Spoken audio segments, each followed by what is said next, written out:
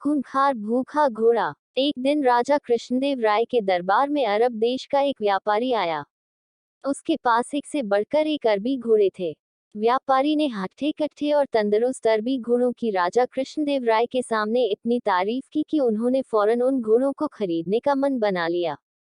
अच्छी कीमत देकर व्यापारी से सारे घोड़े खरीद लिए गए। व्यापारी खुशी खुशी वापस चला गया। महाराज बहुत खुश थे, लेकिन जब घोड़ों को रखने की बात सामने आई तो समस्या खड़ी हो गई। सारे अस्तबल पहले से ही भरे हुए थे, उनमें नए घोड़ों को रखने का स्थान नहीं था। इस समस्या का निदान राजगुरु की सुझाया। राजगुरु ने महाराज को परामर्श दिया कि जब तक इस घोड़ों को रखने के लिए नया अस्तबल तैयार न हो जाए, क्यों न एक एक घोड़ा हम मंत्रियों, दरबारियों और प्रजा में बांट दे। वे उन घोड़ों की देखभाल करेंगे और उसके बदले हर महीने उन्हें एक स्वर्ण मुद्रा दी जाएगी। महाराज को राजगुरु की ये सलाह जंच गई और उन्होंने वे घोड़े अपने मंत्रियों और दरबारियों में बंटवा दिए। जो घोड़े बचे वे प्रजा में बांट दिए गए। महाराज का आदेश था, इसलिए सब लोग चुपचाप घोड़े लेकर अपने अपने घर चले गए। एक स्वर्ण मुद्रा में उन घोड़ों के चारे का प्रबंध करना और उनकी देखभाल करना बहुत कठिन था, लेकिन वे राजसी घोड़े थे, इसलिए उनकी देखभाल में कोई कोताही नहीं बरती जा सकती थी। सब अपना पेट काटकर घोड़ों की देखभाल करने लगे। एक घोड़ा तेनालीराम को भी मिला। उसने वह घोड़ा अपने घर ले जाकर एक छोटी सी अंधेरी कुटिया में बांध दिया। उस कुटिया में छोटी सी एक खिड़की बनी हुई थी। उस खिड़की से तेनालीराम रोज शाम थोड़ी सी सूखी घास घोड़े को खिलाया करता था। घोड़ा दिन भर भूखा रहता था, इसलिए जैसे ही शाम को खिड़की से सूखी घास देखता, लपक कर उसे खा जाता। दिन बीतते गए और वह दिन भी आया जब अरबी घोड़ों का अस्तबल बनकर तैयार हो गया। जिन मंत्रियों, दरबारियों और प्रजा के पास अरबी घोड़े थे, उन्होंने चैन की सांस ली। इतने दिनों में घोड़ों की देखभाल के कारण सबके घर का बजट बिगड़ गया था, कईयों पर कर्ज चढ़ गया था। खैर, वे घोड़े लेकर राजमहल पहुंचे। इधर तेनालीराम जब राजमहल पहुंचा तो उसका घोड़ा नदारद था। महाराज के पूछने पर वह बोला, महाराज, क्या बताऊं, वह घोड़ा बहुत ही ज्यादा खूंखार हो गया है, किसी पर भी हमला कर देता है। मुझमें तो इतना साहस नहीं कि उसके अस्तबल में घुस पाऊं, इसलिए मैं उसे नहीं ला पाया। महाराज कुछ कहते इसके पहले राजगुरु बोल पड़े, महाराज, तेनालीराम की बात पर विश्वास नहीं किया जा सकता। अवश्य घोड़ा सही सलामत नहीं है, इसलिए तेनालीराम बहाना कर रहा है। हमें वहां जाकर वास्तविकता का पता लगाना चाहिए।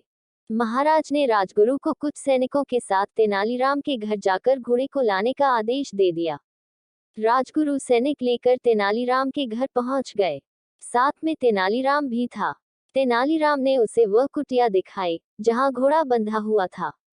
राजगुरु जब कुटिया के पास पहुंचे तो तेनालीराम बोला, राजगुरु जी संभल के, घोड़ा सच में बहुत खूंखार हो गया है, आप पहले खिड़की से उसका मुआयना कर लीजिए।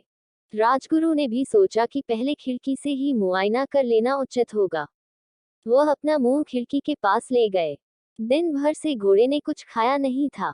तेनालीराम शाम के समय ही उसे सूखी घास दिया करता था, इसलिए जैसे ही राजगुरु खिड़की के पास अपना मुंह लेकर गए, उनकी दाढ़ी को सूखी घास समझकर घोड़े ने मुंह में दबा लिया और खींचने लगा। राजगुरु दर्द से चीख पड़े। यह देख तेनालीराम बोला, मैंने कहा था न राजगुरु जी की घोड़ा बड़ा खूंखार हो गया है।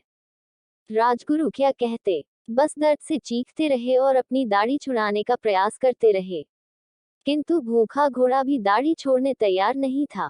आखिरकार सैनिकों द्वारा तलवार से दाढ़ी काटकर अलग कर दी गई, तब राजगुरु की जान छूटी। उसके बाद राजगुरु ने सैनिकों को आदेश दिया कि वे घोड़े को पकड़कर राजमहल ले चलें।